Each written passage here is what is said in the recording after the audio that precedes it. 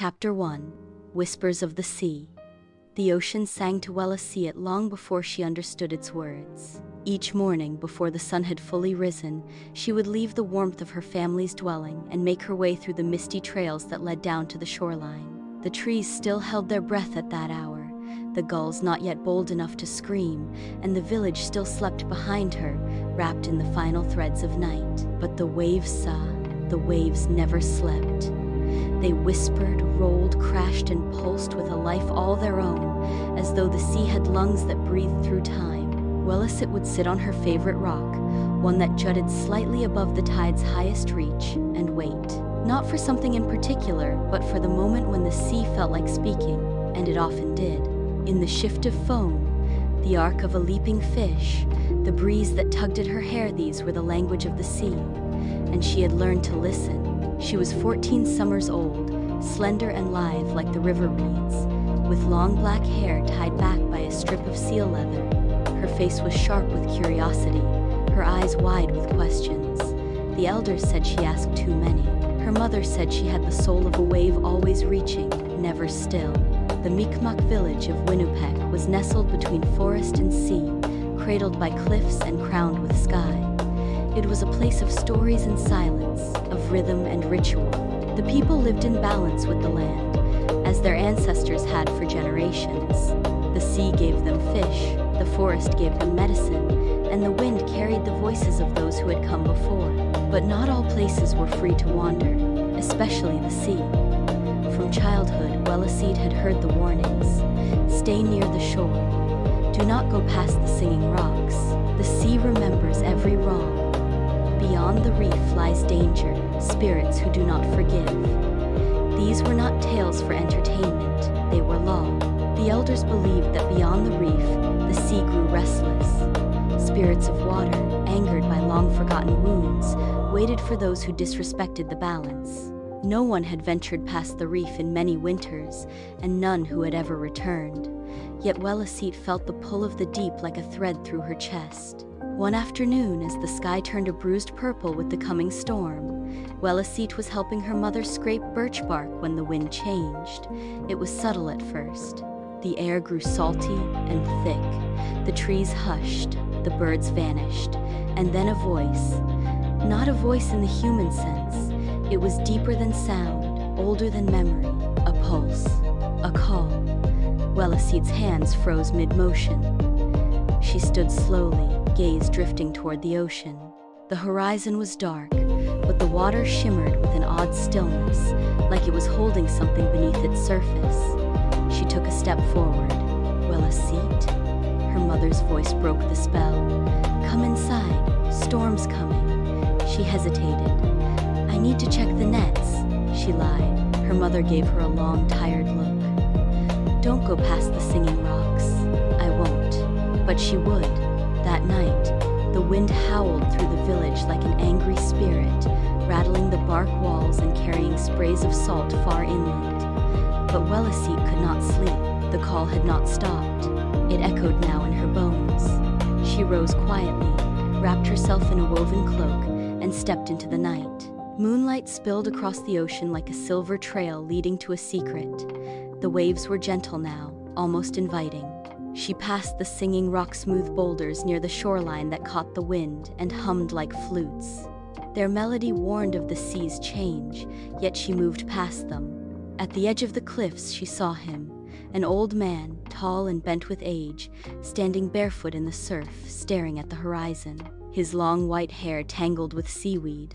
His robes were patched and soaked, yet he stood as if untouched by the cold. Welasiit paused. The man turned to her, and his eyes were unlike anything she had ever seen, like twin whirlpools spinning with stars. You hear it too, he said softly. Welasiit nodded, barely breathing. What is it?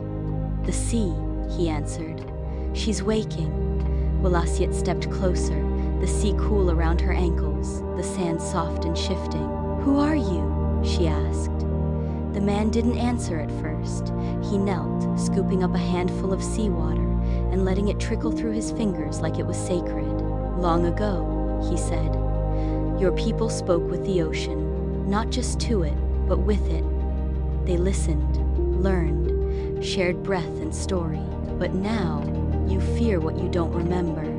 He turned to her fully, and the moon revealed something more than age in his face, something timeless, something other. "You're not from here," she whispered. "I am from everywhere water flows," he replied, "and nowhere it stays." She squinted. "You're Glooskap." The name tumbled from her lips unbidden. It wasn't just legend, it was him. The mighty shapeshifter, protector, trickster, teacher. The old tales said he could become anything animal, spirit, wind, stone. He had shaped rivers and calmed fires. He had vanished when people stopped listening. He smiled. "Your heart knows even when your mind doubts." Welasiit stepped back, unsure. "But why now? Why me?" "Because you asked," he said simply. "You listened." He gestured toward the horizon. "The sea is in pain, child. Its memories are heavy. The spirits below stir restlessly. There is imbalance." Welasiit wrapped her arms around herself. "But I'm just one girl." "You are one wave," Glooskap said. "But even the ocean is made of waves." She hesitated, the weight of his words settling over her like the fog. "What do I do?" He studied her for a moment, then turned toward the water again. With a low chant in a language she didn't recognize, he raised his hands. The ocean glowed faintly. A shape emerged from the mist. A whale, massive, ancient, eyes deep as eternity, rose from the waves. Its skin was mottled with old scars. Barnacles clung to its sides, but there was strength in it, and something sorrowful too. It hovered just offshore, watching her. "This is Kajipuktuk," Glooskap said.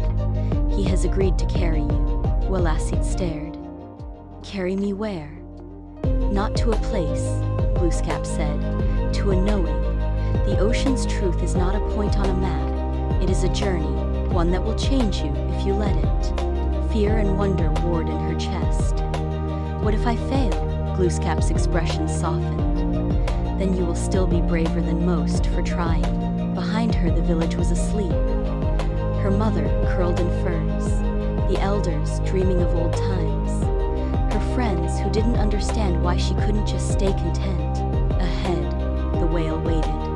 The sea glowed. The sky held its breath. Welasiit stepped forward. By morning, her bed was empty. A search party formed, scanning the shoreline, calling her name. Her mother wept. The elders feared the worst. Tracks led to the cliff, but no further. "She went into the sea," someone whispered. "No one survives past the singing rocks." They held a fire that night for her spirit, offering sweetgrass and prayer to the water. And the waves took it all in silence. But far beyond the reef, riding on the back of Kajipuktuk as the sun rose gold across the water, Welasiit was not lost. She was just beginning. Chapter 2. The Shapeshifter's Pact. Welasiit clung to the thick, barnacle, speckled skin of Kajipuktuk as he surged through the waves. The sea air slapped her face, cool and briny, and each rise and fall of the whale's massive body beneath her sent a tremor of awe through her limbs. Behind her, the coastline of Winnipeg was fading, swallowed by the mist of early morning. She dared a glance back. Her village was gone. Only water stretched in every direction, silver blue and endless. Glooskap rode beside her, not on a whale, but standing atop the surface of the sea itself. As effortlessly as if walking a dirt path, his steps parted the water with quiet power. The wind circled him like a loyal bird, never tangling his robes. He looked neither tired nor triumphant, only watchful. "Do you regret it yet?" he called. Welasiit shook her head. She was too full of questions to feel regret. "What is this journey?" she shouted over the crashing waves. "Where are we going?" Glooskap didn't answer immediately. Instead, he raised his hand and the sea calmed. Waves flattened. The wind hushed. Even the gulls overhead paused in their flight. "This isn't a journey like you know it," he said. "There is no one place we're headed. The ocean will guide us. But what you learn depends on what you choose to see." Kajipuktuk slowed, allowing Welasiit to sit more comfortably. His breathing rumbled beneath her, deep, steady, like the heartbeat of the world. Then tell me, she said, why did the sea choose me? Glooskap regarded her for a long moment. Because you listened, and because you're not afraid to ask the wrong questions. Welasiit frowned. What's a wrong question? One that isn't asked at all. As the day wore on, they passed beneath skies of pale gold and over waters that shimmered like living glass.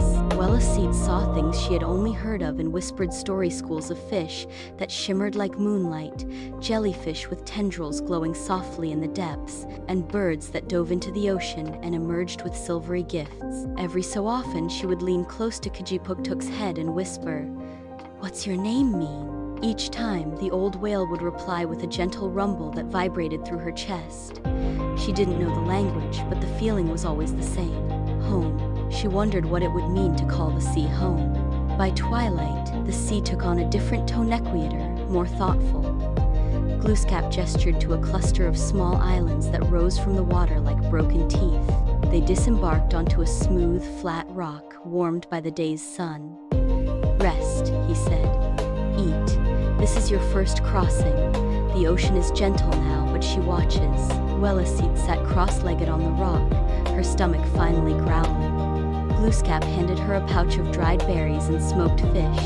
It smelled of earth and salt and something unfamiliar. "You never told me what happened to the others," she said after a while. Glooskap tilted his head. "The others who crossed the sea," she continued. "The ones the elders say never came back." He looked out over the waves. "They came back," he said, "but not in the way people expected. Some became birds, others became part of the tide. One became a spirit who guards the wind." Welasiit's eyes widened. "Is that what happens to me?" "No," he said gently. "You are not here to vanish, you are here to see." Later, as stars began to poke holes in the sky, Glooskap gathered a small fire from driftwood and spoke a chant that kept it burning without smoke. "Sit with me," he said. Welasiit obeyed.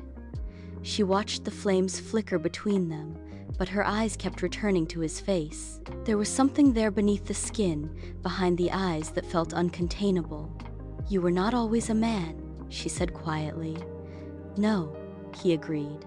"I've been many things. A mountain, a bear, a cloud, even a trickle of spring water once."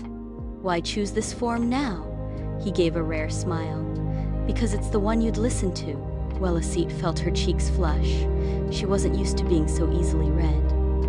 "Tomorrow," he said, "you'll begin to hear the ocean more clearly. But first, you must make a pact." "A pact?" "Yes," he said, his voice deepening. "You must promise 3 things. Not to me, to the sea, to the world, to yourself." She sat straighter. "What are they?" Glooskap stood, his figure backlit by the firelight and moon. "First, you must promise to speak truthfully even when silence would be easier. Second, you must walk gently in land, in water, and through the hearts of others. Third, you must protect the balance of the world even when no one is watching." Welasiit swallowed. "That's a lot." He knelt beside her again. "That's life." She nodded. Then, without hesitation, she said, "I promise." The fire flared and the wind sighed. Far below, the sea whispered its approval. That night, Welasiit dreamed of water. Not drowning, not swimming, becoming. She stood not in, but as the ocean felt the pull of the moon in her veins, the churn of ancient memories within her depths. She saw whales singing in the black abyss and plankton glowing with life too small to name. She saw shipwrecks resting on the seabed, their secrets long since swallowed. She awoke with the dawn. The air was heavy with salt, the sky a pale brushstroke of light. Glooskap was already awake, carving a small figure from driftwood. "What did you see?" he asked without looking up. Welasiit stretched, then stood. "Everything. Nothing. It was like I was the ocean. I could feel it all." He nodded. "Good, then you're ready." Kajipuktuk breached beside the rock, sending a curtain of mist skyward. Welasiit climbed onto his back with practiced grace. Her hands had already begun to understand the rhythm of his movement, the rise and fall of his breath, the softness behind his strength. As they continued their journey, the sea around them changed. It grew warmer, then colder. The color shifted from aquamarine to steel gray.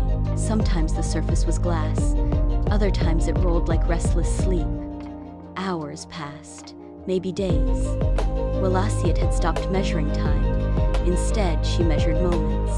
Moments of beauty, like when a group of flying fish skimmed the waves like skipping stones, or when she saw the shadow of something enormous pass beneath them, too vast to name. Moments of fear, like the night they sailed through thick fog and heard whispering that didn't come from the wind. And moments of learning. Glooskap would ask her questions that had no answers. What color is the spirit of a storm? What happens to a story when no one remembers it? Can you be brave and still afraid? She didn't always answer. That was part of the lesson. On the fourth night, they encountered a sleeping turtle the size of a canoe, resting atop a drifting mat of kelp. Its shell was etched with spirals, like a story written in stone. Glooskap let out a low whistle, and the turtle opened one amber eye. "You still owe me a riddle," the turtle rumbled. "Still keeping score, old friend?" Glooskap laughed. "Only the important ones." They exchanged riddles, some in words, some in gestures, some in silence. Welasiit watched in amazement as these two ancient beings traded knowledge like old friends, swapping stories over tea. Afterward, as Kejipuktuk swam beneath the moon, Welasiit whispered, "Are there many like you?" Glooskap gazed up at the stars. "Not anymore." The answer made her heart ache. Later that night, as they drifted through waters black as obsidian, Glooskap sat beside her on Kejipuktuk's back and placed the wooden carving into her hands. It was a small whale, no bigger than her palm, carved with elegant curves and marked with tiny symbols. "It's beautiful," she breathed. "It's you," he said. "Not who you are, who you're becoming." She clutched it to her chest. "What happens if I fail?" she asked again. Glooskap looked at her this time with the weight of oceans in his gaze. "Then the sea will wait, as she always has, until another like you listens." By the time the stars began to vanish into the early light of dawn, Welasiit had changed. She didn't feel braver or stronger, but she felt open, and in that openness, the ocean's voice grew clearer. Not in words, but in knowing. She could sense the storm building beyond the horizon, not from clouds or wind, but from a restlessness in the water itself. She could feel sadness in the deep pockets of places hurt by pollution, neglect, disrespect. And she could feel joy too where sea otters danced, where coral pulsed with life, where the rhythm of nature still thrived. Glooskap stood once more on the surface of the sea. "It is time," he said. "Time for what?" "For your first challenge." Welasiit's breath caught. "What kind of challenge?" "One that asks you to see, not just with your eyes, with your heart." The water around them grew darker. Beneath them, something began to stir. Kejipuktuk rumbled a low warning. The temperature dropped. Welasiit shivered. "What is it?" she whispered. Glooskap's eyes narrowed. "The eel spirits." Chapter 3. Songs Beneath the Surface. At first it was a hum, soft, distant, like the vibration of wind across hollow wood. It pulsed through Welasiit's chest as she sat astride Kejipuktuk, drifting into waters darker and deeper than she had ever known. The surface shimmered with silver trails from distant moonlight, but beneath them was a velvet void, endless, thick, alive. The hum grew into a rhythm, then a melody, not sung by any human, not made for human ears. This was the song of the sea itself, a call passed through kelp forests, sung in the pulses of jellyfish, carried in the click of dolphins and the deep chorus of whales. And Welasiit could hear it, not with her ears, but with her bones. She closed her eyes, and the vibrations of the sea song became images, shapes of life, spirals, waves, whispers, grief, joy, memory. "It's so beautiful," she said softly. Kejipuktuk rumbled in agreement. Glooskap, walking beside them as always, nodded. "You're beginning to listen with the part of you that remembers." Remembers what? That you were always a part of it. For the next stretch of their journey, the sea felt different, quieter, but not in a way that meant stillness, more like reverence. The ocean creatures they passed, turtles, squid, long ribbons of translucent fish, seemed to swim slower, gentler, as though moving in the presence of something sacred. Glooskap explained it to her like this. There are places in the ocean that still remember the beginning, places where the earth sings her oldest songs. We are passing through one now. Why can I hear it?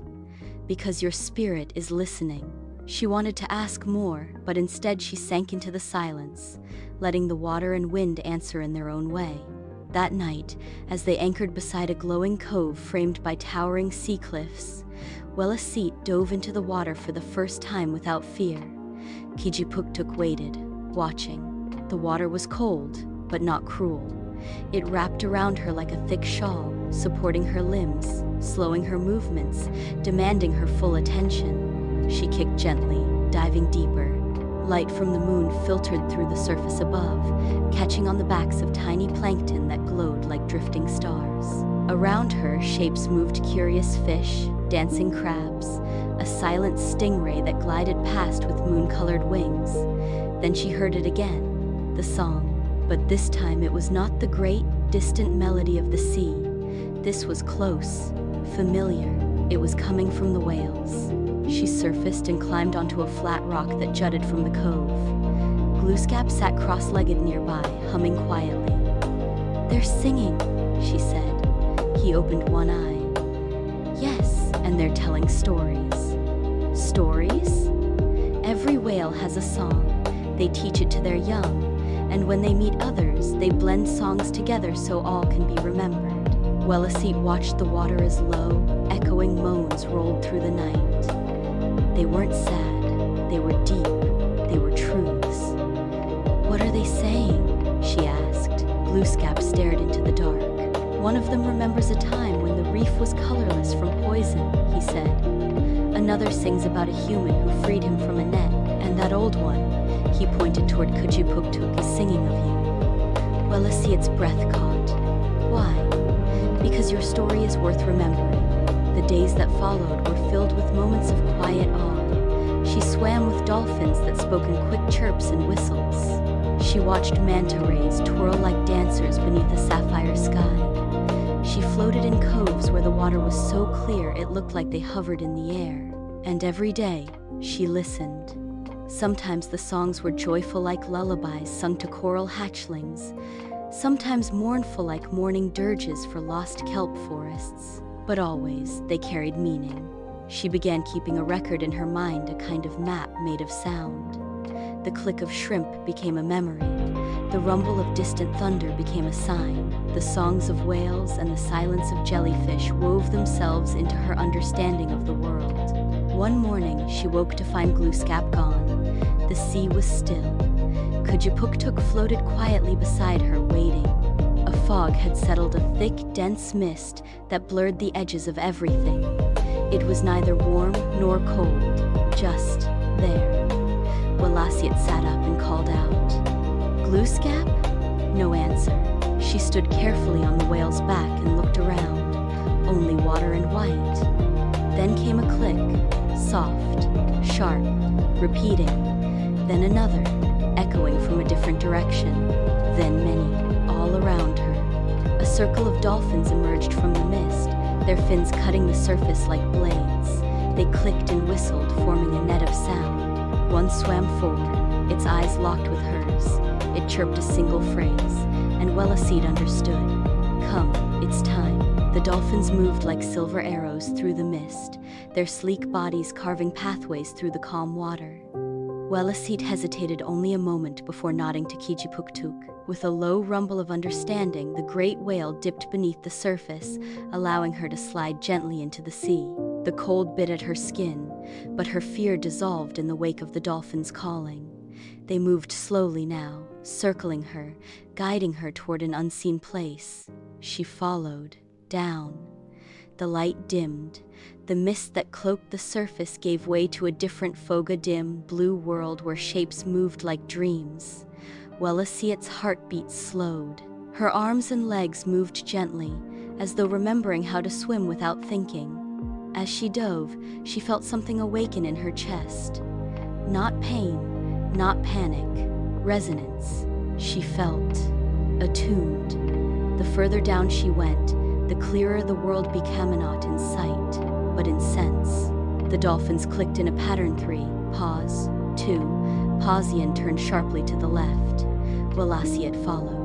The water glowed faintly now, not with sunlight, but from strange ribbons of light flowing along the rocks.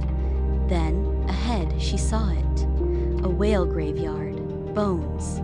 Huge, smooth, ancient arched ribs of titanic creatures lay resting on the ocean floor like sunken cathedrals. Coral had begun to bloom over them, glowing with soft light, and tiny fish darted through the gaps like bees in a sacred garden. Welasiit hovered above it all, breath held in awe. One of the dolphins swam close and chirped. These are the singers who fell silent. Welasiit closed her eyes. For a moment, she could hear it, not the living whale's songs, but the ghosts of melodies that once were. Faint, mournful echoes trapped in bone and coral. These whales died, she whispered, speaking aloud for the first time. Yes, came the dolphin's reply, pulsing through her mind. Some by age, some by harpoon, some by sickness born from the land. A flicker of shame burned in her belly. I didn't know, she said. That is why you are here. The dolphins led her slowly through the graveyard. Welasiit reached out once, letting her fingers brush the side of a massive skull. The moment she touched it, a rush of memory filled her senses. A dark ship, a harpoon, panic, pain, and then silence. She gasped, pulling back. The dolphin looked at her solemnly. Memory lives in water. She understood now why Glooskap had sent her, not just to see beauty, but to feel the wounds, the pain of imbalance, the grief of forgotten harm. She rose gently, returning to the surface, her chest tight not with fear, but purpose. Glooskap was waiting, standing atop a slab of reef, his robe billowing like smoke. Did you see? He asked. I saw. Did you feel? Welasiit nodded. It hurt. Good, he said. That means it changed you. She climbed onto Kijipuktuk's back once more, this time with no hesitation. She felt the whale beneath her not just as a being, but as an ancestor, a keeper of memory, a protector. Are there more places like that? She asked. Too many, Glooskap said, but also places of healing. You'll see both. They rode on in silence for a while, the ocean wrapping around them like a cloak. That evening, as the sun bled into the sea in ribbons of red and gold, Glooskap pulled a small pouch from his robe. He opened it and poured a fine white sand into Welasiit's hand. This is from the bones, he said, powder from the reef that grew over the dead. What do I do with it? When the time is right, he said, you'll know. Welasiit closed her fingers around it. She had begun this journey full of questions. Now, questions still burned inside her, but they no longer demanded immediate answers. They could wait, because she was learning to listen. The waters grew warmer, not with sunlight, but with something else. Something that pulsed in thick, slow waves. Welasiit sensed it long before she saw an unease that curled around her ribs like a whisper with teeth. Kijipuktuk slowed. Glooskap raised his hand. They had reached the edge of the known ocean's place, where light bent strangely and currents twisted like tangled rope. Ahead of them, black towers of stone rose from the sea floor, arching like broken fingers. Between them flowed a labyrinth of crevices, tunnels, and shadowy paths. Strange bubbles emerged from the depths. No birds flew overhead, no fish swam by. The eel spirits live here, Glooskap said, voice low. Welasiit narrowed her eyes. Are they dangerous? They are tricksters, he said. Not evil, but not kind. They feed on confusion, distraction, doubt. She stared at the twisting black shapes ahead. Why are we going in? Because you must find the path through, and only you can. What about you? She asked. I cannot guide you this time, he said. The eels listen for my voice. If I speak, they will twist my words. She looked to Kajipuktuk. The whale made no sound. Even he must stay behind, Glooskap said. This path is yours alone, Welasiit dove. At first, it was only darkness. Not complete shafts of blue light still flickered through cracks in the rock. But the silence was thick. Her heartbeat echoed in her ears. Then the movement began. Slim, writhing shapes slipping through the water like strands of hair. Eels. Not monstrous, not sharp-toothed, just present. Watching, they moved with grace, sometimes darting ahead, sometimes looping around her. Their eyes gleamed not with malice, but mischief. One swam directly in front of her, its body long and silver, eyes yellow and unblinking. "Why are you here, sea child?" it whispered, though its mouth never moved. Welasiit hesitated. To pass through. Why, she thought. To grow. The eel's mouth curled in something like a grin. "We'll see." Then it vanished into the stone shadows. The maze began. Welasiit swam forward, guided only by instinct. Each tunnel looked the same dark, jagged, pulsing faintly with bubbles. The eels swam in and out of the walls, slipping through cracks too small for their bodies. "This way," one said. She followed and hit a dead end. "Turn back," another hissed. "That path leads to forgetting." "No, go deeper. The heart of the sea is ahead." Their voices multiplied, overlapping, contradicting. Her breathing quickened, her chest tightened. She paused, and listened not to the eels but beneath them. There it was, a hum, faint, familiar, like the song she'd heard in the coral graveyard, like the pulse she felt when she touched the ancient bones. It came from the left. She turned and swam. Time stopped making sense. Every twist and turn felt like a circle. The deeper she went, the more the water shimmered with illusions. She saw visions, reflections on the stone walls. Her mother's face, calling her home. Her village in flames. A younger version of herself, crying in the forest. Glooskap, silent and distant. She shook her head. "No, these aren't real." The eels swirled around her. "Aren't they? Every fear is real when you feel it. Why run from truth? Stay, become one of us. You'll never be afraid again." Their voices were silk gentle, beckoning, but they pressed against her mind like a rising tide. Welasiit closed her eyes. She reached into the pouch around her neck and pulled out the piece of coral given to her by the reef guardian. It glowed, soft, steady, and in that glow, the illusions fell away. The coral in her palm pulsed dim at first, then brighter, like a heartbeat syncing with her own. Welasiit kept her eyes closed. She felt the weight of the water around her shift. The eel's whispers faltered, thinned, cracked like distant thunder. One hissed sharply as if stung, slithering away into the dark. She breathed in slowly through her nose, though there was no air. Only Kalmand opened her eyes. The illusions were gone. The tunnel before her was narrower now, lit by faint green algae that glowed like moss in moonlight. The eels had vanished. Only one remained, coiled around a stone pillar ahead. It was the silver one from earlier. "You passed," it said, voice now quieter, more respectful.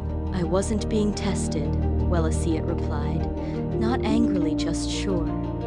The eel nodded. "Not by us, by yourself." It slipped aside. Beyond the pillar, the stone gave way to light. She swam through the last corridor of the maze, breaking through a curtain of seaweed. On the other side was an open space, a quiet, still pool surrounded by walls of obsidian and emerald coral. In the center of the pool, resting at the sea floor, was a carved stone pedestal with spirals etched into it. She drifted closer. On the pedestal sat a seashell, small, but gleaming with an inner light. She reached for it. The moment her fingers touched the shell, a sound bloomed inside her mind. Not a song this time, but a word. Discernment. She understood. This was her gift. Not just to hear, but to know what to believe, what to follow, what to let go. In the whirlpool of voices, confusion, and doubt, she had found her center. She closed her fingers around the shell. When she returned to the surface, the mist had cleared.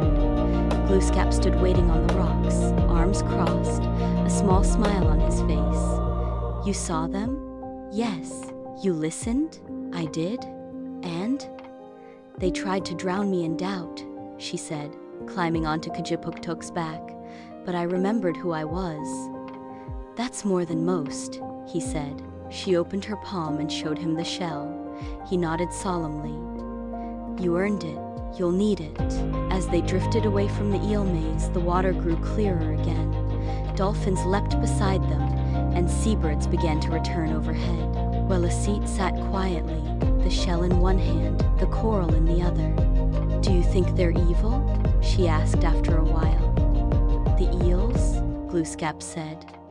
No, just ancient, tired. They feed on things we all carry: fear, doubt, hesitation. He looked at her, but they cannot hold what belongs to truth. She nodded. Truth didn't shout. It hummed. It pulsed. It waited. That night, as she lay beneath the stars, Glooskap handed her a piece of driftwood. Carve your story, he said, even if only for yourself.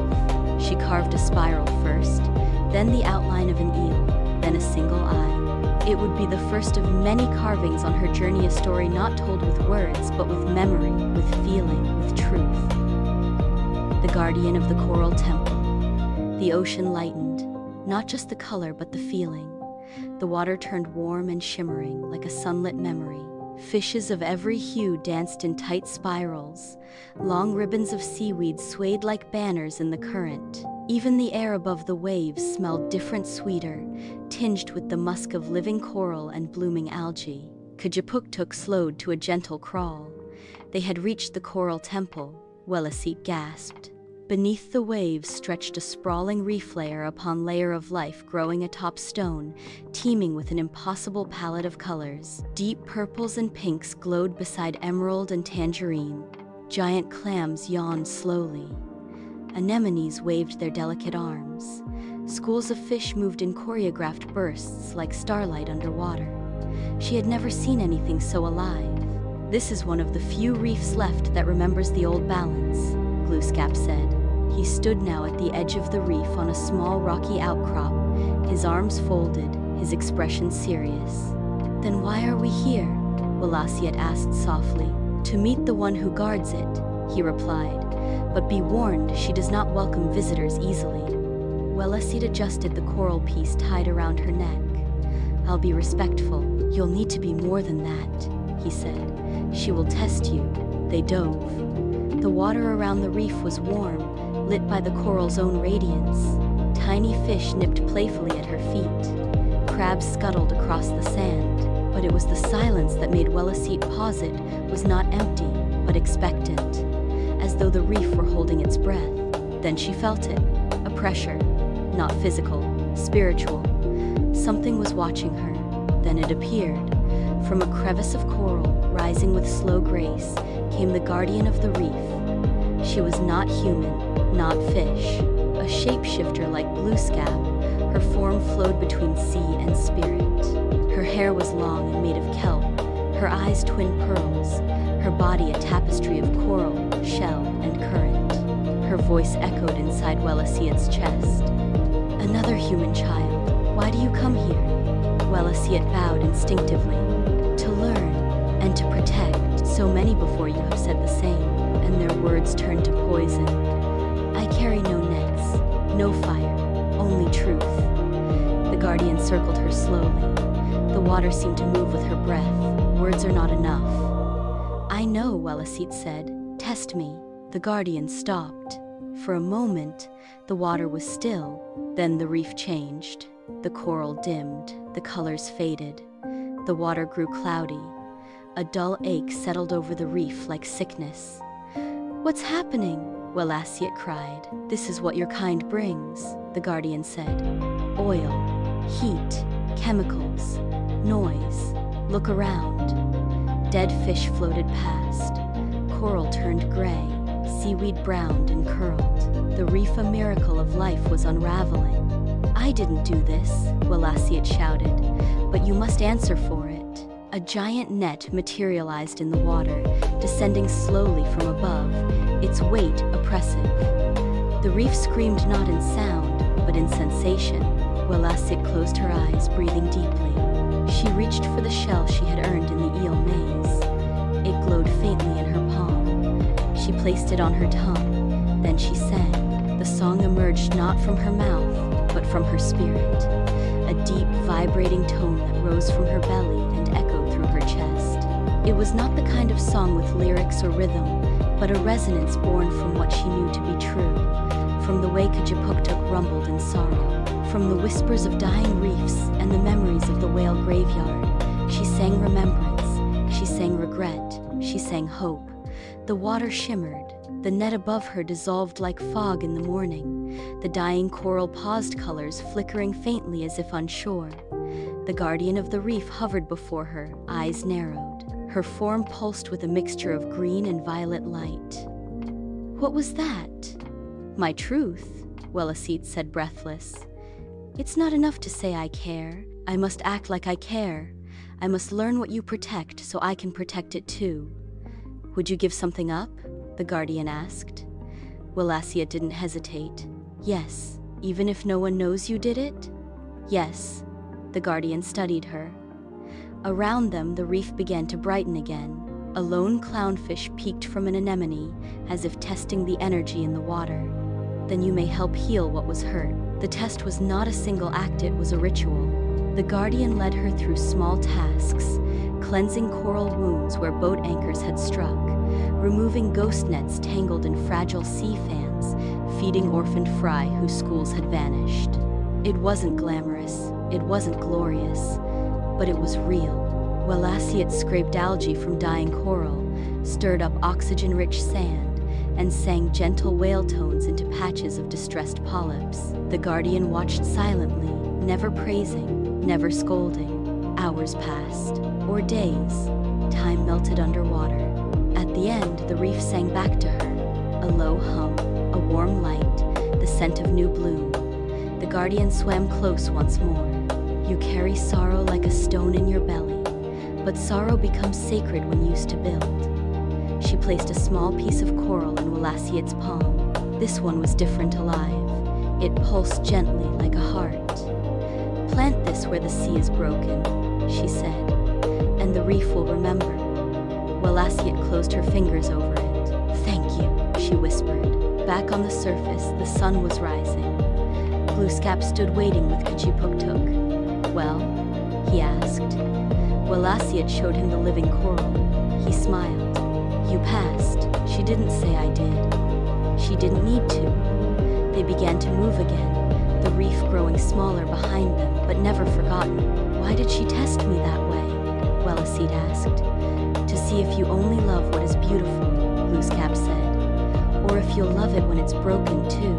Welasiit looked down at the coral in her palm. "I will," she said. "I do." That night, she carved another figure in her driftwood journala spiral of coral, wrapped in light. Beside it, she etched the shape of a hand not holding, but offering. A reminder that healing doesn't ask for applause, only care.